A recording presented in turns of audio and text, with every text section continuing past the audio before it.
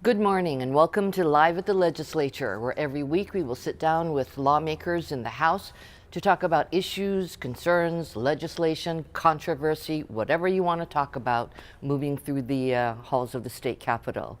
This morning I'm joined by two lawmakers from the Big Island, Vice Speaker Representative Mark Nakashima. He represents North Kona. I'm sorry, he represents North and South Hilo and Hamakua, and Representative David Tarnas. You represent South and North Kohala and North Kona. Yes. Welcome. Thank you. Last year, the Big Island was wrought with a lot of several natural disasters, including the Kilauea eruption that demolished a whole community in Puna. Last week, the House passed a bill giving the Big Island disaster funding. Representative Nakashima, tell us a little bit about that bill. Yes, the bill was heard by 4 House committees last week and passed on Friday. And what it did is provided an appropriation to the County of Hawaii, a $20 million appropriation for rental housing relief and other needs, and a $40 million appropriation that would be used to match FEMA money that needed to be matched that was coming into the county. And so the package being a total then of $60 million to Hawaii County to provide really for the cash flow needs of the county.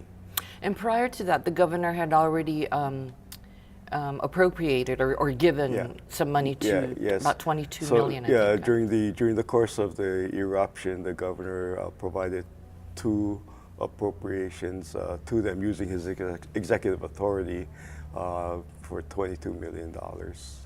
And Representative Tarnas, now your district is about 80 miles away from Puna, but what happened with all of the disasters affected the whole island, specifically for your district? How were you impacted? It did affect my district. If you remember, the national media covered this, and the way it was depicted, it looked like the entire island was being inundated by the lava flow, whereas in fact it was just one part, a very important part, Puna, but nonetheless, we felt the impacts island-wide. We had a significant drop in our visitor count. You know, cancellations alone in the first quarter were $20 million. Second quarter, just as bad. So when we had those reduction in visitors, then the hotels and resorts needed to let people go. There were some layoffs. So the effect on our employment was very significant. And then there's the next level where all the activities that everyone would be going to also felt that drop in their clients. And so the folks who are working for all the ocean recreation activities, the hiking adventures, all the different things that the visitors would do, they had to lay people off as well. So there was significant impact. Folks from Puna had to leave. They went some other places, including to my district, staying with uncles and aunties and cousins, or just staying wherever they could find a place. So the lack of housing, because of the impacts in Puna, had an island-wide effect. So this bill that we just passed last week out of the House was a very important one for the entire island. We really made it a priority. Thanks to Vice Speaker and the rest of the delegation, we were able to convince our colleagues here in the House that it was an important thing to do, and we're working hand in hand with the Senate. And we're making sure that the county knows that we're keeping a close eye on this so that money is spent responsibly. It's not a handout, it's really a hand up to help provide some housing stability. We're also asking that the county council accept this money through a resolution. So the county council actually has to keep an eye on this. And they have to report back to the legislature annually to make sure we know how the money is being spent. So I think it's being done in a very timely way. We're being responsible, meeting the needs of Hawaii Island. I thank the House for moving this, and it really recognizes that we need to be treating everybody fairly in providing assistance after a natural disaster. Well, the beauty of, I don't know if that's the right word, but the key thing about this bill is that both the House, the Senate, and the administration, and thanks to the strong Big Island delegation, both House and Senate, that was the key to this bill moving through. Yes, we were able to meet with the Senate during the past several weeks to discuss the aid package. As you know, Hawaii County came with a wish list that was really, really big. And we pared it down. We kind of got down to the brass tacks in terms of what the needs are, the immediate needs are for the county. And the hope is that in moving this bill forward, we're able to alleviate some of the county's concerns regarding their cash flow and their ability to make ends meet in their budget. Yeah, it was absolutely a fantastic job that you all did. When it just goes to show you when you all put your minds together, what good things you can accomplish. Yeah, it was great teamwork on the part of the House, the Senate, and the administration. Great. Well, let's talk a little bit more about your individual districts. So, Representative Tarnas, tell us a little bit about your district and what are the priorities or major concerns? Well, thanks for asking that. I represent the Kohala district, North and South Kohala, and a little bit of North Kona. So it's a very rural district. We depend a lot on agriculture, so it's a very high priority for us. Invasive species control to prevent these invasive species from affecting our ecosystem as well as our agricultural industry is a very important priority for us. We also depend a lot on our ocean, so fisheries, marine protected areas. How do we help the coral reef recover after our terrible coral reef bleaching event that we had just a couple of years ago? We lost 50% of our coral reefs, and we depend on our coral reefs for food as well as recreation.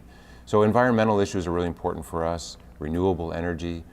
Just this past week, we passed a bill that would protect rays and sharks, which are very important to us.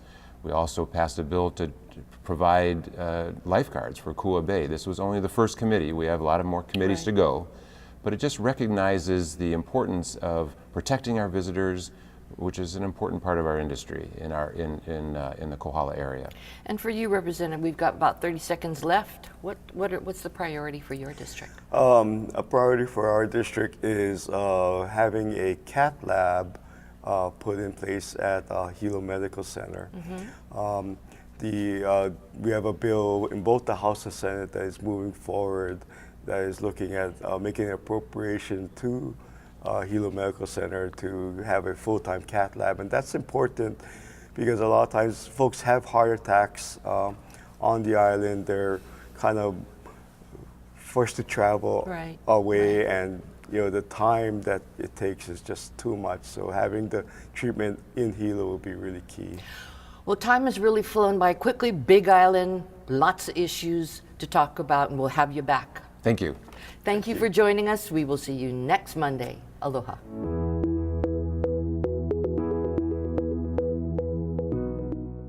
Do you know your legislators? Visit capital.hawaii.gov and enter your street name to find detailed information about your representatives and senators. From your district number to the committees and current bills your legislators have introduced, this is an easy way to stay up to date with what is happening in your community. If you're looking for detailed information concerning Hawaii State Senate and House hearings, please visit olelo.org/gov-archives. Videos are arranged by date, with the most recent at the top of the list. You can also search the on-demand media library by typing keywords into the search box. Are you looking for an easy way to get involved in the legislative process? Stop by the Public Access Room located in room 401 at the Hawaii State Capitol. The Public Access Room provides citizens of Hawaii's facilities, services, and equipment to enhance their ability to participate in the legislative process.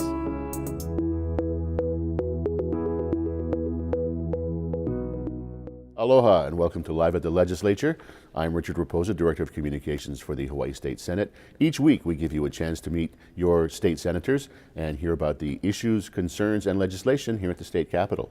This week we're meeting one of the Senate's newest members, Senator Jarrett Kyoko.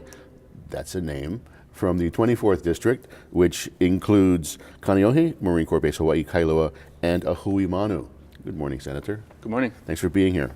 Thank you for having me. I'd like to start, you're kind of a new guy here, so I'd like to start with your background. What were you doing before you got into politics? Well, I graduated from the William S. Richardson School of Law at the University of Hawaii in 2013. And for about a year, I worked in the Department of Land and Natural Resources doing invasive species coordination with the federal government, sort of trying to keep the wasps and beetles and things off of the boats in the harbors. And then in 2014, I ran for the State House in Kaneohe. And I remember when you ran for that seat, there was a well-known candidate already in the primary, but that you made quite an impression when you first started walking the district and people started meeting you. What made you run? What convinced you to run for that seat? So my family's been in Kaneohe for a really long time, at least 7 generations. And so I really care about that community. I always wanted to get into public service, and I always wanted to do it in Kaneohe because that's where I'm from, that's really what I know.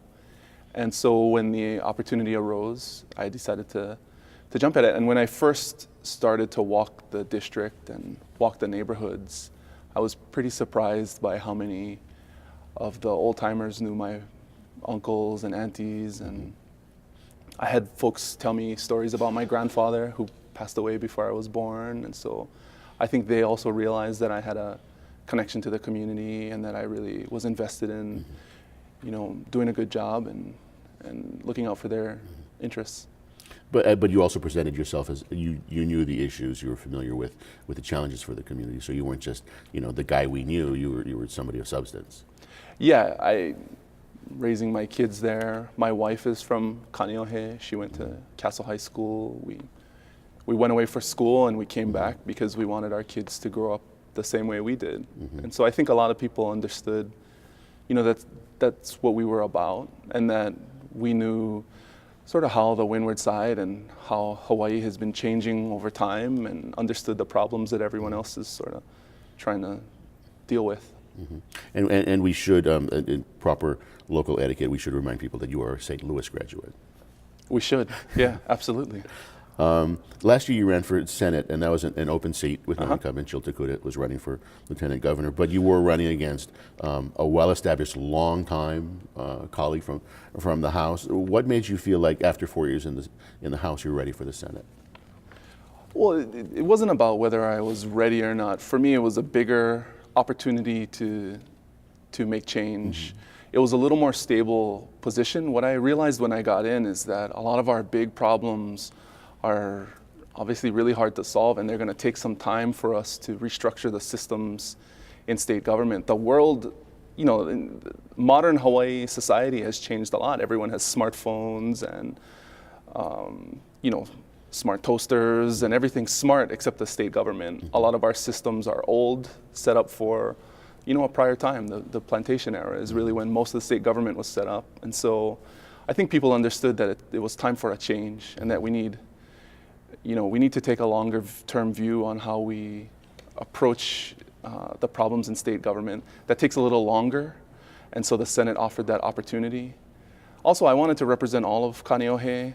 In the House, I had about half of it, and no one really cares about the boundary lines in Kaneohe except the lawmakers. So it was an opportunity, and I decided to go for it.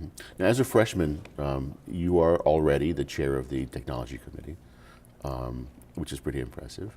What kind of technology issues do you see as major challenges for Hawaii going forward? Well, like I said, modern technology is already here in Hawaii.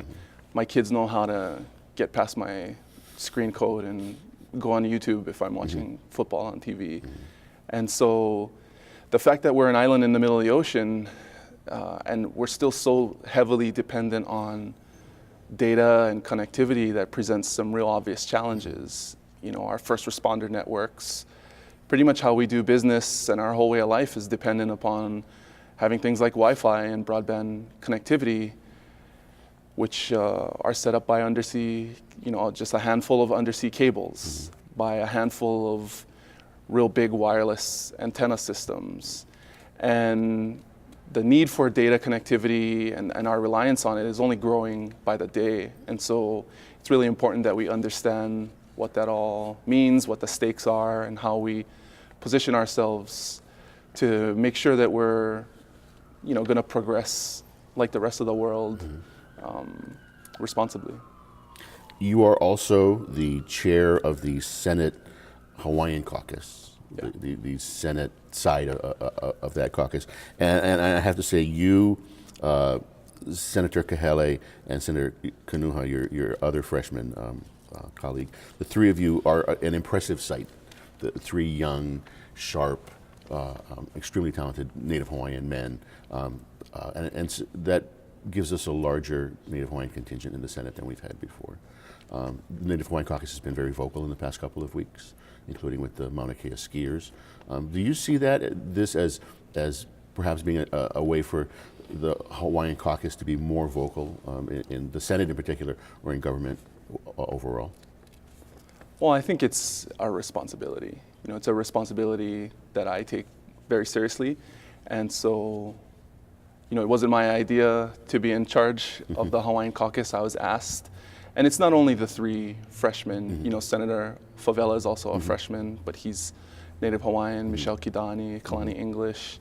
And so we just got together and decided to reform the caucus and see if we can utilize the caucus as an opportunity to advocate for the Native Hawaiian community, but also, send a message that we're here, we're at the table, and we're continuing to engage on important issues, and we have a role to play. I think we should. What do you think the top issues are going to be for the Hawaiian Caucus? Depends on what we can all agree on. I think that's the real challenge, and that was really the point of it, was to get the Hawaiian legislators and the legislators who support Hawaiian issues, represent Hawaiian communities together and talking. Often, especially in the media, it's so easy and so routine to see a picture on the front page of an angry Hawaiian with their fist clenched screaming. And my goal with this caucus effort is to make sure it's known that there are members of our community at the table in the legislature taking responsibility for issues that affect our community and trying to find solutions and ways to bring people together and show that we can get along, we can move forward, and we can work issues out. Okay, I'm sorry, but we just ran out of time. Thank you for watching, and we'll see you next time on Live at the Legislature.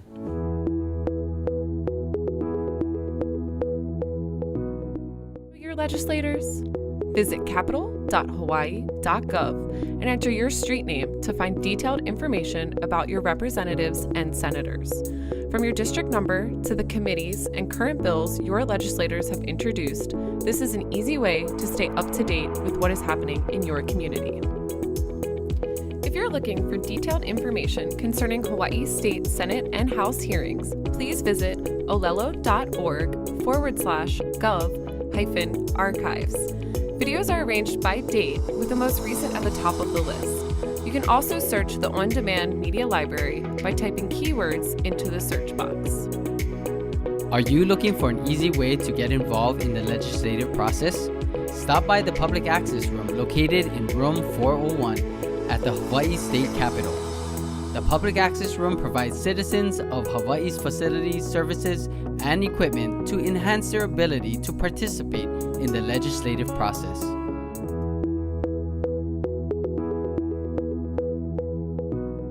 Good morning and welcome back to Live at the Legislature, where every week we speak with members of the legislative side or the minority side of the legislature to speak about everything going on here at the state capitol.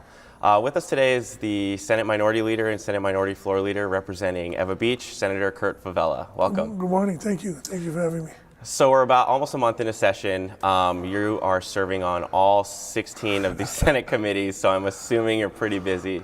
How has it been so far for you? Now that kind of getting what room to go to, being there on time, and kind of remembering what committees you're serving on. I mean, it does throughout the day. In the morning, it's kind of slow. Afternoon, it's full blown. I mean, because it's double. It's back to back, and some of them is double. And sometimes we have three committee meetings in one.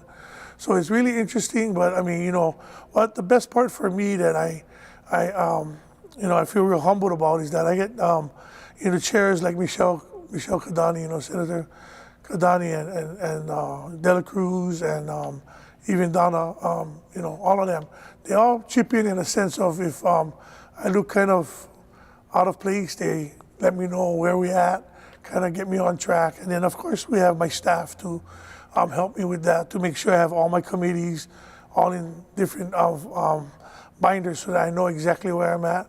Because jokingly, one meeting, Michelle told me, do you know what committee you're in? So I looked at her, I know she's the education chair, right? So, education.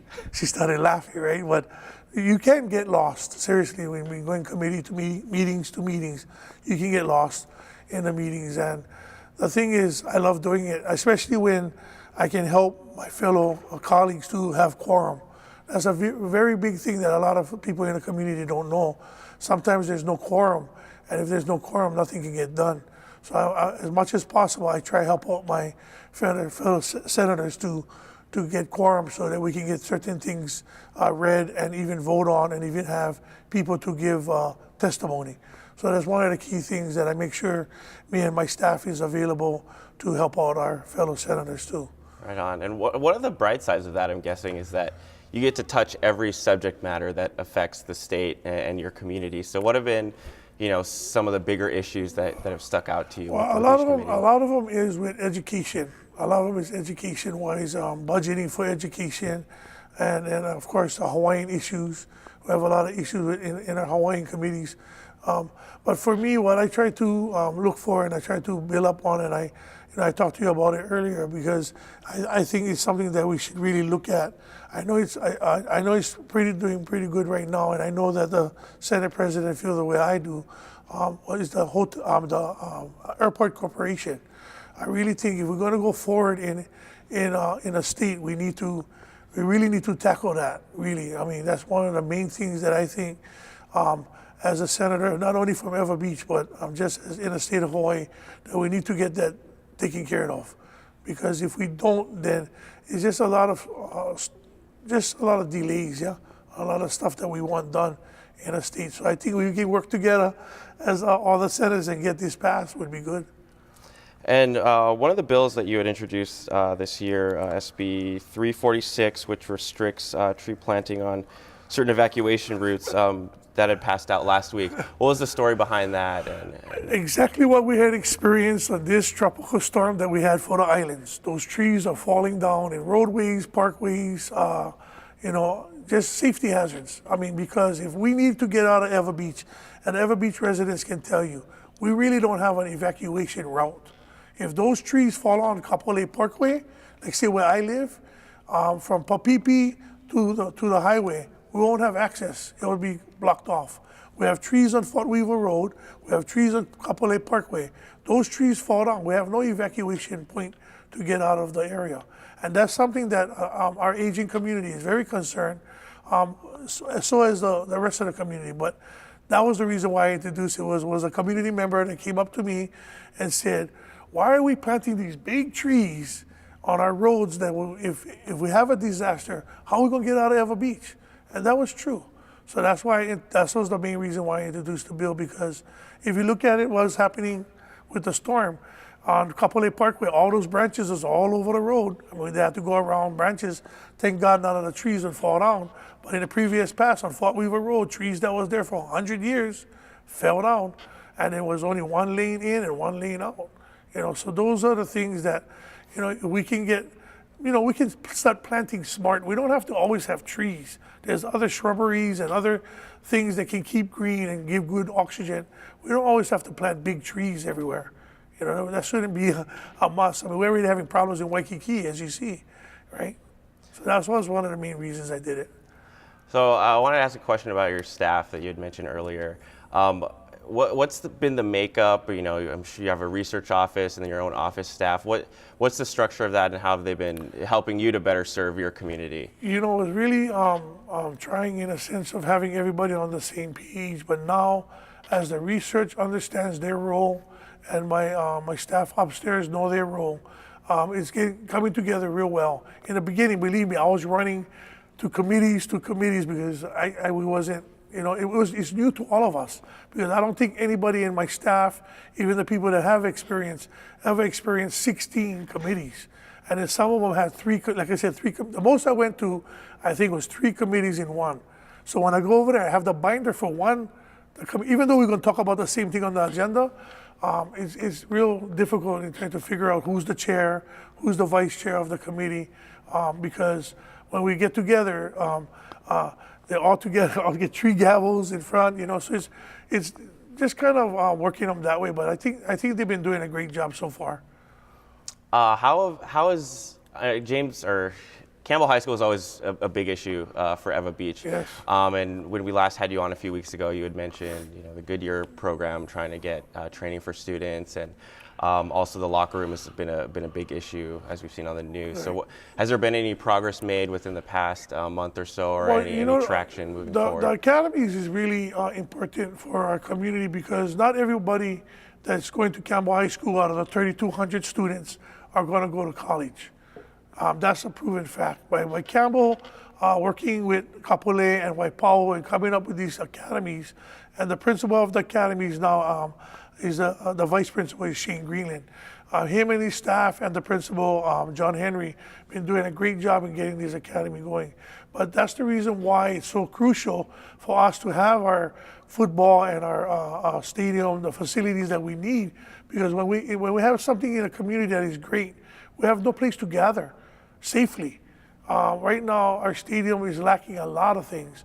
We don't have adequate bathrooms for our visitors. We don't have ADA bathrooms for our visitors. We have to bring in portable ones. Those are the things that then when we have track meets, we have to go to different schools because our track is not really good because it's the old cinder track, yeah?